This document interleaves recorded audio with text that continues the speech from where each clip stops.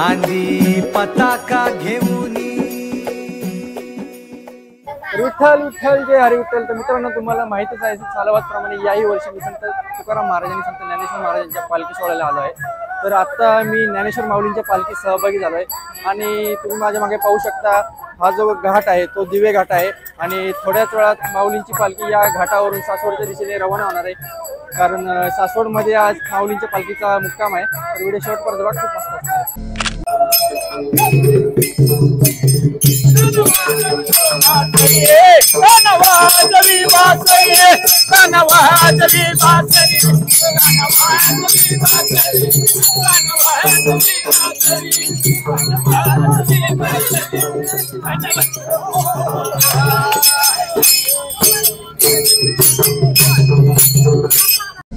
आलोय तर मित्रांनो तुम्ही माझ्या मागे बघू शकता, आता मी दिवे घाट मध्ये आहे आणि माऊलींच्या रथाला जी बैलजोडी असती मानाची ती आता माझ्या मागे आहे।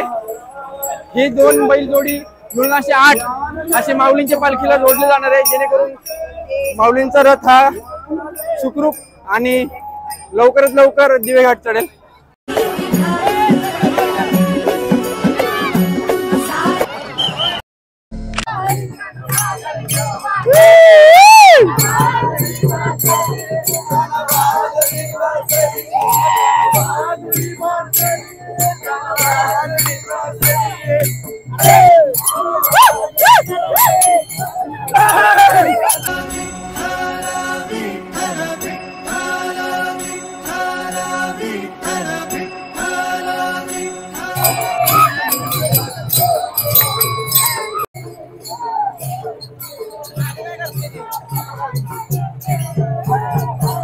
बाबा किती वारी आहे?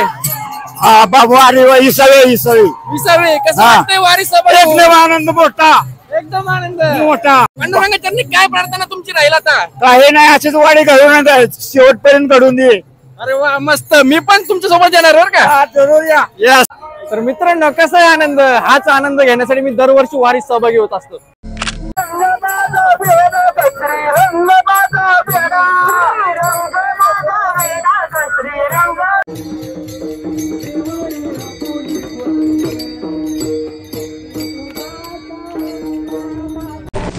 मित्रांनो आता पालखी सोबतच आम्ही आता ट्रॅक्टर मध्ये बसलोय, माझ्यासोबत तेजस आरोटे आहे, खूप मस्त वाटतंय।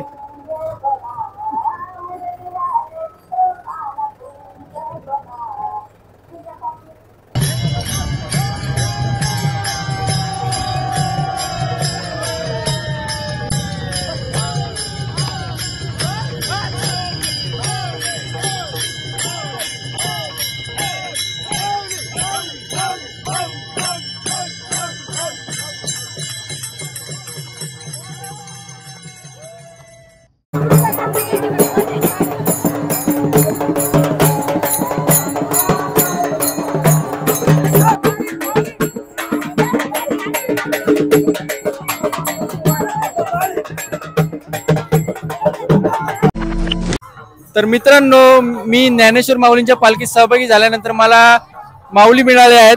माऊली नाव काय तुमचं? माझं नाव विश्वंभर तुकाराम कमळकर, मळगे बुद्रुक, तालुका कागल, जिल्हा कोल्हापूर, पण मी वास्तव्याला असतो दापोलीमध्ये, रत्नागिरी जिल्ह्यात। मी ज्युनियर कॉलेजला शिक्षक होतो आणि 31 मे 2025 या दिवशी इंग्रजी विषयाचा शिक्षक म्हणून 29 वर्षे सेवा करून निवृत्त झालो आहे आणि पहिल्यांदाच या पायवारीला आळंदी ते पंढरपूर असा निघालेलो आहे। तर आतापर्यंत तुमचा अनुभव कसा राहिला? माझा अनुभव वारीचा काहीच नाही आहे, हा पहिल्यांदा अनुभव मी घेतो आहे आणि मला फार बरं वाटतंय। माऊलींनी असं म्हटलं जातं माऊलींच्या बद्दल की ज्ञानेश्वर माऊलींनी 16व्या वर्षी ज्ञानेश्वरी लिहिली आणि 21व्या वर्षी संजीवन समाधी घेतली आणि माऊलींनी या सोहळ्याची सुरुवात केली आणि यंदाचं वर्ष हे असं वर्ष आहे की माऊलींचा 750वा जन्मोत्सव आहे आणि ही गोष्ट माझ्यासाठी भाग्याची आहे। मी जन्मापासूनच वारकरी आहे आणि पंढरपूरला वर्षातून कधीतरी एकदा जात होतो. वारी अशी काही घेतलेली नाही, पण कीर्तन ऐकणे, भजन ऐकणे हा माझा छंद आहे आणि माझ्या घरात ती परंपरा आहे. आणि म्हणून मी पहिल्यांदा अनुभव घेण्यासाठी इकडे चाललेलो आहे. पाऊस आहे, ऊन आहे, वारा आहे, चिखल आहे, पण अशा चिखलात सुद्धा 70, 75, 80 वर्षाची माणसं चालत जातात. हे बघून माझ्यासारख्या मध्यमवयीन माणसाला सुद्धा जोराचा उत्साह आलेला आहे. आणि थोडा वेळ विश्रांती घेण्यासाठी मी ह्या भीव घाटामध्ये थांबलेलो आहे आणि म्हणून ही माहिती मी देत आहे.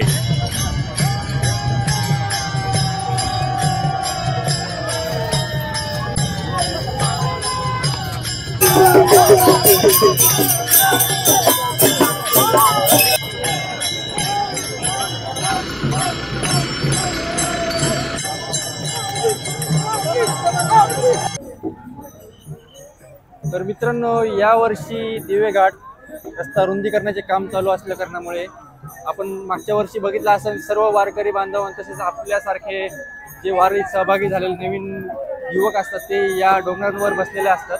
पण यावर्षी रस्ता रुंदीकरणाचं काम चालू असताना कोणालाही परमिशन नाही आहे इथे, तर सर्वजण इथे सावलीत आपल्या बसलेले आहेत.